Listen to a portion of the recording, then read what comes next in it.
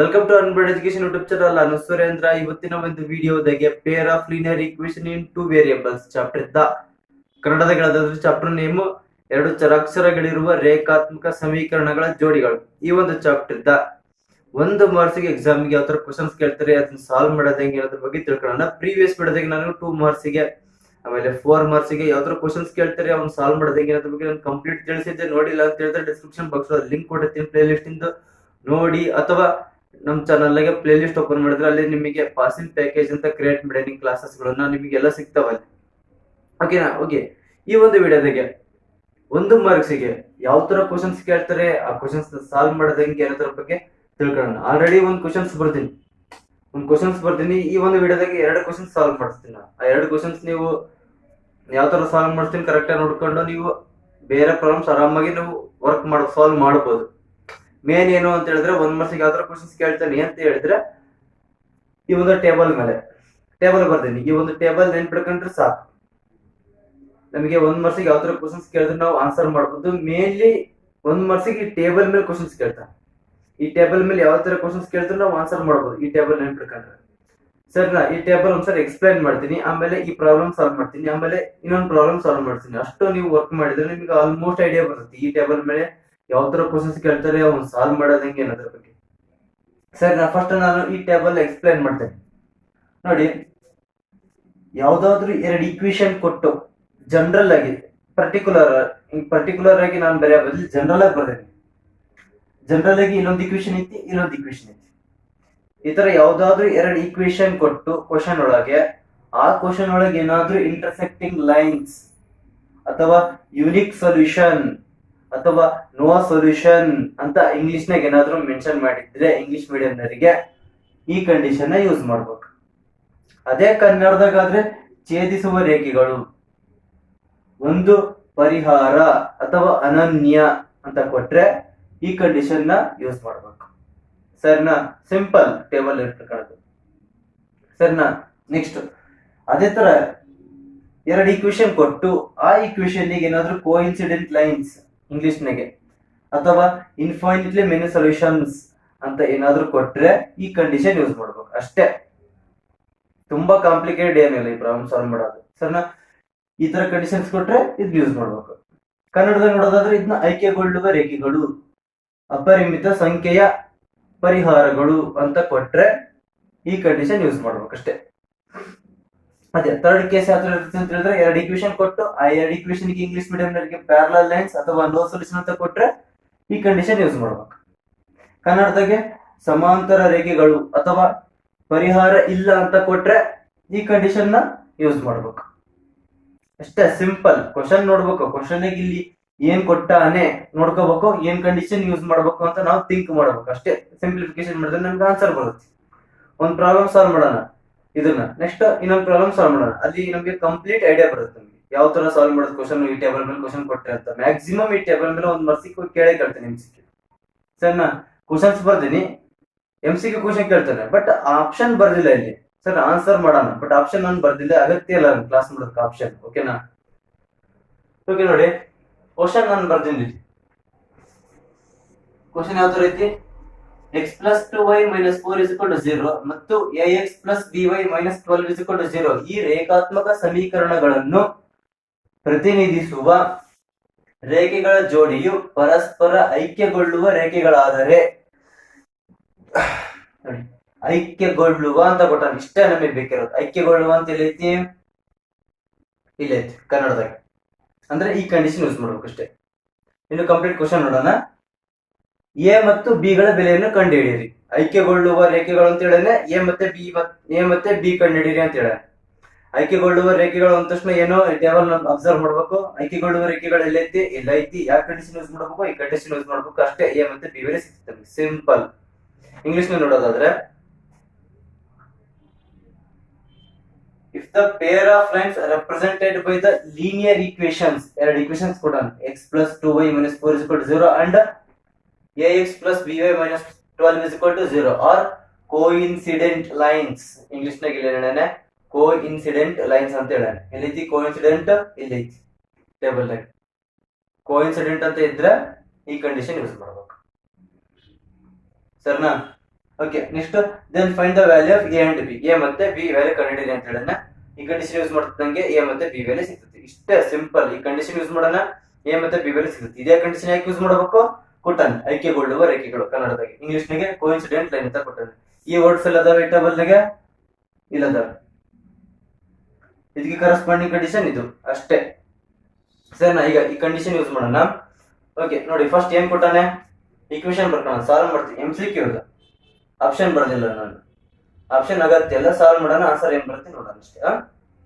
Okay, equation ಏನ್ ಕೊಟ್ಟಾನ ಈಗ? x plus 2y minus 4 is equal to 0 ಕೊಟ್ಟಾನೆ. ಆಮೇಲೆ ax plus by minus 12 is equal to 0. ಈಗ ಸಾಲ್ವ್ ಮಾಡೋದು ಹೆಂಗಂತ ನೋಡೋಣ. ಕೋಇನ್ಸಿಡೆಂಟ್ ಐಕ್ಯಗೊಳ್ಳುವ ಅಂತ ಹೇಳನೆ. ಯಾವ್ದು ಇಲ್ಲ ಐತಿ? ಯಾವ ಕಂಡೀಷನ್? ಈ ಕಂಡೀಷನ್. ಈ ಕಂಡೀಷನ್ ಹಾಕೋಣ, ಬರ್ಕೋಣ. ಇಲ್ಲಿ ಬರ್ಕೋಣ ಈ ಕಂಡೀಷನ್ ಏನು? a1 by a2 which is equal to b1 by b2 which is equal to c1 by c2. ಇದರೊಳಗೆ a1 b1 c1 a2 b2 c2 substitute ಮಾಡಿದ್ರೆ ನಮಗೆ a ಮತ್ತೆ b ಸಿಗ್ತದೆ. a1 b1 c1 a2 b2 c2 ಅಂದ್ರೆ ಏನು? ಅದು ನಾನು ಹೇಳಿಲ್ಲ, ಏನು ಈಗ ಹೇಳ್ತೀನಿ. x ಹಿಂದ್ಗಡೆ ಇರೋದು a1 ಅಥವಾ a2. ಫಸ್ಟ್ ಈಕ್ವೇಶನ್ ಒಳಗೆ ಇರೋದು a1 ಅನ್ಕೋಬೇಕು, ಸೆಕೆಂಡ್ ಈಕ್ವೇಶನ್ ಇರೋದು a2 ಅನ್ಕೋಬೇಕು. ಅದೇ ತರ y ಹಿಂದ್ಗಡೆ ಇರೋದು b1, ಸೆಕೆಂಡ್ ಈಕ್ವೇಶನ್ y ಹಿಂದ್ಗಡೆ ಇರೋದು b2. ಅದೇ ತರ ಫಸ್ಟ್ ಈಕ್ವೇಶನ್ ಮಿಕ್ಕಿದ್ದು c1, ಸೆಕೆಂಡ್ ಈಕ್ವೇಶನ್ ಒಳಗೆ ಮಿಕ್ಕಿದ್ದು c2 ಅಷ್ಟೇ ಸರಿನಾ? ಈಗ a1 ಅಂದ್ರೆ ಏನು? ಫಸ್ಟ್ ಈಕ್ವೇಶನ್ ಒಳಗೆ x ಹಿಂದ್ಗಡೆ ಇರೋದು a1, x ಹಿಂದ್ಗಡೆ ಏನೈತಿ? ಇಲ್ಲಿ ಏನು ಇಲ್ಲ. ಏನು ಇಲ್ಲ ಅಂತ ಹೇಳಿದ್ರೆ 1 ಇರ್ತದೆ. a1 ಅಂತ ಹೇಳಿದ್ರೆ 1 ಡಿವೈಡೆಡ್ ಬೈ a2 ಅಂತ ಹೇಳಿದ್ರೆ ಸೆಕೆಂಡ್ ಈಕ್ವೇಶನ್ x ಹಿಂದ್ಗಡೆ ಇರೋದು. ಸೆಕೆಂಡ್ ಈಕ್ವೇಶನ್ ಇದ್ರದ್ಗಡೆ ಏನೈತಿ? a ಐತಿ, ಅಂದ್ರೆ a ಬರ್ಕೋಬೇಕು. which is equal to ಅದೇ ತರ b1 by b2 b1 by b2. b1 ಅಂತ ಹೇಳಿದ್ರೆ ಈಗ ಫಸ್ಟ್ ಈಕ್ವೇಶನ್ y ಹಿಂದ್ಗಡೆ ಏನೈತಿ? ಫಸ್ಟ್ ಈಕ್ವೇಶನ್ ಗೆ 2 ಐತಿ, ಅಂದ್ರೆ 2 ಬರ್ಕೋಬೇಕು. b2 ಅಂತ ಹೇಳಿದ್ರೆ ಸೆಕೆಂಡ್ ಈಕ್ವೇಶನ್ ಒಳಗೆ y ಹಿಂದ್ಗಡೆ, ಸೆಕೆಂಡ್ ಈಕ್ವೇಶನ್ y ಹಿಂದ್ಗಡೆ ಏನೈತಿ? b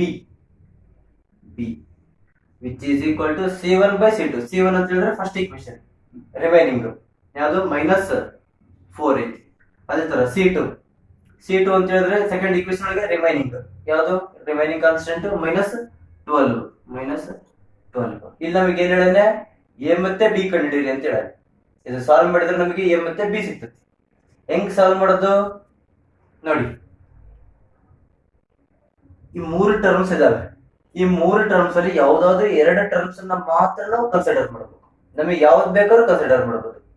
a ಮತ್ತೆ b ಕಂಡುಹಿಡಿಯೋ ತರ a ಮತ್ತೆ b ಸಿಂಪ್ಲಿಫಿಕೇಶನ್ ಮಾಡಿದ್ರೆ ಆನ್ಸರ್ ಬರ್ಬೇಕು. ಆ ತರ ಯಾವ್ದಾದ್ರು 2 ಟರ್ಮ್ಸ್ ಮಾತ್ರ ನಾವು ಕನ್ಸಿಡರ್ ಮಾಡಬೇಕು. ಯಾವ್ದಾದ್ರು ಕನ್ಸಿಡರ್ ಮಾಡಬಹುದು ನೋಡಿ. ಇವೆರಡು ಕನ್ಸಿಡರ್ ಮಾಡಬಾರ್ದು. ಯಾಕೆ ಅಂತ ಹೇಳಿದ್ರೆ a ಮತ್ತೆ b ಬೇಕು ನಮಗೆ.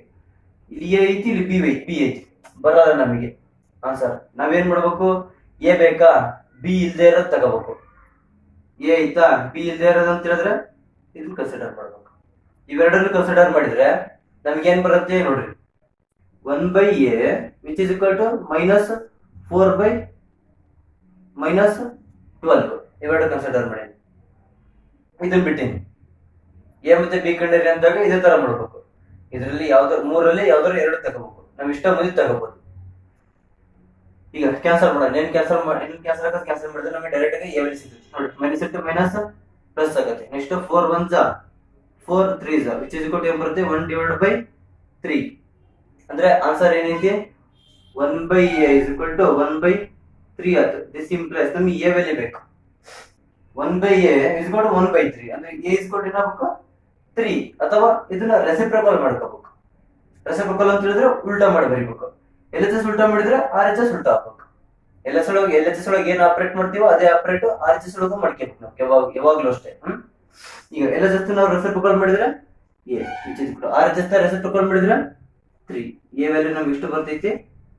3 ಬರ್ತೈತಿ. ಅದೇ ತರ b ವ್ಯಾಲ್ಯೂ ಕಂಡುಹಿಡ್ಕೋಬೇಕು. b ವ್ಯಾಲ್ಯೂ ಕಂಡುಹಿಡ್ಕೋಬೇಕು. ಮತ್ತೆ ಇವು 3 ಟರ್ಮ್ಸ್ ಒಳಗೆ ಯಾವ್ದಾದ್ರು 2 ಟರ್ಮ್ಸ್ ತಗೋಬೇಕು.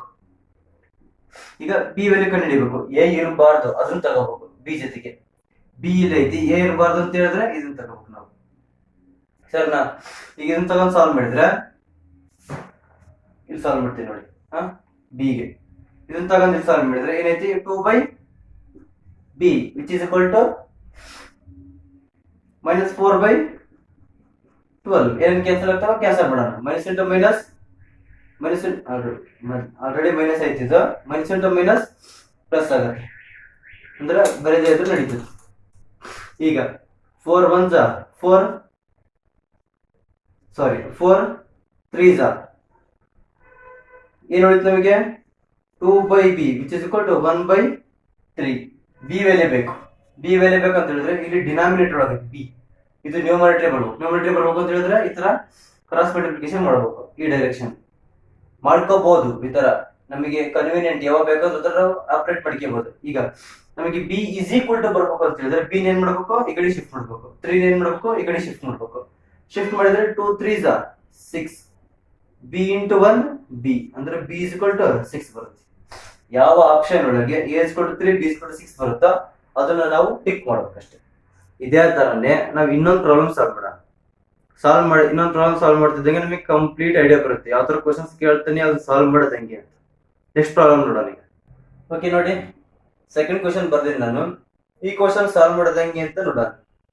ಸರ್ ನೋಡಿ, ಈ ಕ್ವಶನ್ ಒಳಗೆ ಕನ್ನಡದಾಗ ಆಗಿರ್ಬೋದು, ಇಂಗ್ಲಿಷ್ನಾಗ ಆಗಿರ್ಬೋದು, ಎಲ್ಲಿ ಕೂಡ ಮೆನ್ಷನ್ ಮಾಡಿಲ್ಲ ಇಂಟರ್ಸೆಕ್ಟಿಂಗ್ ಅಥವಾ ಛೇದಿಸುವ ರೇಖೆಗಳು. ಇಂಗ್ಲಿಷ್ನಾಗೆ ಕೋಇನ್ಸಿಡೆಂಟ್, ಐಕ್ಯಗೊಳ್ಳುವ ರೇಖೆಗಳು, ಪ್ಯಾರಲಲ್ ಸಮಾಂತರ ರೇಖೆಗಳು, ಈ ಟೇಬಲ್ ಒಳಗೆ ಬರೆದಿರ್ತಕ್ಕಂಥದ್ದು ಯಾವುದೇ ವರ್ಡ್ ಅನ್ನ ಇಲ್ಲಿ ಮೆನ್ಷನ್ ಮಾಡಿಲ್ಲ. ಸರಿನಾ? ಕ್ವಶನ್ ನೋಡೋಣ. ಫಸ್ಟ್ ನೋಡಿ, ಇಂಗ್ಲಿಷ್ನಾಗೆ the lines represented by the equations 4x + 5y - 10 = 0 and 8x + 10y + 20 = 0 R. Option ನಾನು ಬರ್ದಿಲ್ಲ. ಆಪ್ಷನ್ ಯಾವ ತರ ಇರ್ತದೆ ಅಂತ ಹೇಳಿದ್ರೆ are intersecting lines, coincident lines, parallel lines, option A, option B, option C. Option D none of these. ಕನ್ನಡದ ನೋಡೋದಾದ್ರೆ 4x + 5y - 10 = 0 ಮತ್ತು 8x + 10y + 20 = 0 ಈ ಸಮೀಕರಣಗಳನ್ನು ಪ್ರತಿನಿಧಿಸುವ ರೇಖೆಗಳು. ಇಷ್ಟೇ. ಆಪ್ಷನ್ ಯಾವ ತರ ಇರ್ತದೆ? ಛೇದಿಸುವ ರೇಖೆಗಳು, ಆಯ್ಕೆಗೊಳ್ಳುವ ರೇಖೆಗಳು ಆಪ್ಷನ್ ಬಿ, ಆಪ್ಷನ್ ಸಿ ಸಮಾಂತರ ರೇಖೆಗಳು ಆಪ್ಷನ್ ಡಿ, ಮೇಲಿನವು ಯಾವುವು ಅಲ್ಲ. ಈ ತರ ಆಪ್ಷನ್ಸ್ ಇರ್ತವೆ. ಅದ್ರೊಳಗೆ ಯಾವ ಆಪ್ಷನ್ ಅಂತ ನಾವು ಕಂಡುಹಿಡಿಬೇಕು. ನಾನು ಲಾಸ್ಟ್ ಪ್ರಾಬ್ಲಮ್ ಮಾಡಿದಾಗ ಏನ್ ಹೇಳಿದ್ದೆ, ಕ್ವಶನ್ ಒಳಗೆ ಐ ಇಂಟರ್ಸೆಕ್ಟಿಂಗ್ ಅಂತ ಕೊಟ್ನಾ, ಇಂಟರ್ಸೆಕ್ಟಿಂಗ್ ಈ ಕಂಡೀಷನ್ ಯೂಸ್ ಮಾಡ್ರಿ ಅಂತ ಹೇಳಿದ್ದೆ.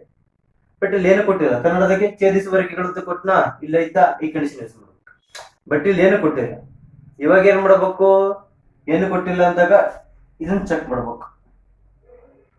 ಯಾವ್ದು ಬರುತ್ತೋ ಆನ್ಸರ್ ಇಲ್ಲಿ ನಾವು ಆನ್ಸರ್ನ ಟಿಕ್ ಮಾಡ್ಕೋಬಹುದು. ಯಾವ್ದಂತ ಗೊತ್ತಾಗತ್ತೆ ನಮಗೆ. ಆಪ್ಷನ್ ಆಗಿದ್ರೆ ಅದನ್ನ ಟಿಕ್ ಮಾಡ್ಬೇಕು. ಅಂದ್ರೆ first condition, second condition, third condition ನಾವು ಫೈಂಡ್ ಔಟ್ ಮಾಡಬೇಕು. ಯಾವ ತರ ಫೈಂಡ್ ಔಟ್ ಮಾಡೋದು? ಜಸ್ಟ್ a1/a2 ಸಪರೇಟ್ ಆಗಿ ಫೈಂಡ್ ಔಟ್ ಮಾಡ್ಕೋಬೇಕು, b1/b2 ಸಪರೇಟ್ ಆಗಿ ಫೈಂಡ್ ಔಟ್ ಮಾಡ್ಕೋಬೇಕು, c1/c2 ಸಪರೇಟ್ ಆಗಿ ಫೈಂಡ್ ಔಟ್ ಮಾಡ್ಕೋಬೇಕು. ಆ ಮೂರನ್ನು ಸಪರೇಟ್ ಆಗಿ ಫೈಂಡ್ ಔಟ್ ಮಾಡಿದ್ರೆ ನಮಗೆ ಇಲ್ಲಿ ಯಾವ್ದು ಕಂಡೀಷನ್ ಅಂತ ಗೊತ್ತಾಗತ್ತೆ. ಫೈಂಡ್ ಔಟ್ ಮಾಡಿದ್ರೆ ಗೊತ್ತಾಗುತ್ತೆ ಹೆಂಗೆ ಅಂತ. ಫಸ್ಟ್ ಫೈಂಡ್ ಔಟ್ ಮಾಡೋಣ. ಈ ತರ ಕ್ವಶನ್ ಕೊಟ್ಟ ಅಂತ ಹೇಳಿದ್ರೆ ಏನ್ ಮಾಡ್ಬೇಕು, ಈ ವರ್ಡ್ಸ್ ಇಲ್ಲಿ ಏನು ಇಲ್ಲ. ಅವಾಗ ಏನ್ ಮಾಡ್ಬೇಕು, a1/a2 ನಾವು ಕಂಡುಹಿಡಬೇಕು. a1/a2, b1/b2, c1/c2 ಈ ಮೂರನ್ನ ಸಪರೇಟ್ ಆಗಿ ನಾವು ಕಂಡುಹಿಡ್ಕೊಂಡು ಇವನ್ ಚೆಕ್ ಮಾಡ್ಬೇಕು ಯಾವ ಕಂಡೀಷನ್ ಬರುತ್ತೆ ಅಂತ. ಸರ್ನಾ? ಈಗ a1/a1, a1, a2, b1, b2, c1, c2 ಅಂದ್ರೆ ನಾನು ಹೇಳಿದ್ವಿ ಏನಂತ. ಇನ್ನೊಂದ್ಸರಿ ನಾವು ನೋಡೋಣ. ಫಸ್ಟ್ ಏನ್ ಕೊಟ್ಟಾನೆ ಕಂಡೀಷನ್, ಸಾರಿ ಈಕ್ವೇಶನ್ ಬರ್ಕೋಣ. ಏನ್ ಕೊಟ್ಟಿದೆ ಇಲ್ಲಿ? 4x + 5y - 10 = 0 first equation. Second equation 8x + 10y + 20 = 0. ಈಗ ನಾವೇನ್ ಮಾಡ್ಬೇಕು, ಸಪರೇಟ್ ಆಗಿ a1/a2, ಆಮೇಲೆ ಸಪರೇಟ್ ಆಗಿ b1/b2, ಆಮೇಲೆ ಸಪರೇಟ್ ಆಗಿ c1, ಸಪರೇಟ್ ಆಗಿ b1/b2, ಸಪರೇಟ್ ಆಗಿ c1/c2 ಕಂಡುಹಿಡಿಬೇಕು. a1 ಅಂತ ಹೇಳಿದ್ರೆ ಫಸ್ಟ್ ಈಕ್ವೇಶನ್ ಒಳಗೆ x ಹಿಂದ್ಗಡೆ ಇರುತ್ತೆ, b1 ಅಂತ ಹೇಳಿದ್ರೆ ಫಸ್ಟ್ ಹಿಂದ್ಗಡೆ y ಹಿಂದ್ಗಡೆ ಇರುತ್ತೆ, ಫಸ್ಟ್ ಈಕ್ವೇಶನ್ y ಹಿಂದ್ಗಡೆ ಇರುತ್ತೆ, c1 ಅಂತ ಹೇಳಿದ್ರೆ ಫಸ್ಟ್ ಈಕ್ವೇಶನ್ ಒಳಗೆ ರಿಮೈನಿಂಗ್. ಅದೇ ತರ a2 ಅಂತ ಹೇಳಿದ್ರೆ ಸೆಕೆಂಡ್ ಈಕ್ವೇಶನ್ x ಹಿಂದ್ಗಡೆ ಇರುತ್ತೆ, b2 ಅಂತ ಹೇಳಿದ್ರೆ ಸೆಕೆಂಡ್ ಈಕ್ವೇಶನ್ y ಹಿಂದ್ಗಡೆ ಇರುತ್ತೆ, c2 ಅಂತ ಹೇಳಿದ್ರೆ ಸೆಕೆಂಡ್ ಈಕ್ವೇಶನ್ ಒಳಗೆ ರಿಮೈನಿಂಗ್. ಅಷ್ಟೇ. ಸಬ್ಸ್ಟಿಟ್ಯೂಟ್ ಮಾಡೋಣ, ಸಿಂಪ್ಲಿಫಿಕೇಶನ್ ಮಾಡೋಣ. ನೋಡ್ರಿ, a1 ಅಂತ ಹೇಳಿದ್ರೆ ಫಸ್ಟ್ ಈಕ್ವೇಶನ್ ಹಿಂದ್ಗಡೆ ಎಷ್ಟೈತಿ 4/4. ನೆಕ್ಸ್ಟ್ a2 ಅಂತ ಹೇಳಿದ್ರೆ ಸೆಕೆಂಡ್ ಈಕ್ವೇಶನ್ x ಹಿಂದ್ಗಡೆ 8. ಸರಿನಾ? ಇದು ಸಿಂಪ್ಲಿಫೈ ಮಾಡಿದ್ರೆ 4 1s 4 2s 1/2 ಬರ್ತದೆ. ಅದೇ ತರ b1 ಅಂತ ಹೇಳಿದ್ರೆ ಫಸ್ಟ್ ಈಕ್ವೇಶನ್ y ಹಿಂದ್ಗಡೆ ಏನೈತಿ 5. 5 ಡಿವೈಡೆಡ್ ಬೈ b2 ಅಂತ ಹೇಳಿದ್ರೆ ಸೆಕೆಂಡ್ ಇಕ್ವೇಶನ್ y ಹಿಂದ್ಗಡೆ ಎಷ್ಟೈತಿ 10 ಸಿಂಪ್ಲಿಫಿಕೇಶನ್ ಮಾಡಿದ್ರೆ 1/2 ನೆಕ್ಸ್ಟ್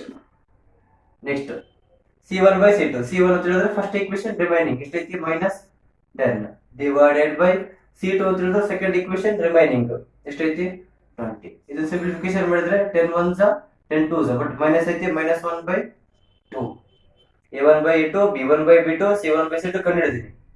ಈಗ ಈ ಮೂರು ಕಂಡೀಷನ್ ಯಾವ ಬರ್ತೈತಿ ಚೆಕ್ ಮಾಡ್ಬೇಕು. ನೋಡ್ರಿ ಹೆಂಗ್ ಚೆಕ್ ಮಾಡೋದು, a1 by a2 1/2 ಐತಿ, b1 by b2 1/2 ಐತಿ, c1 by c2 -1/2 ಐತಿ.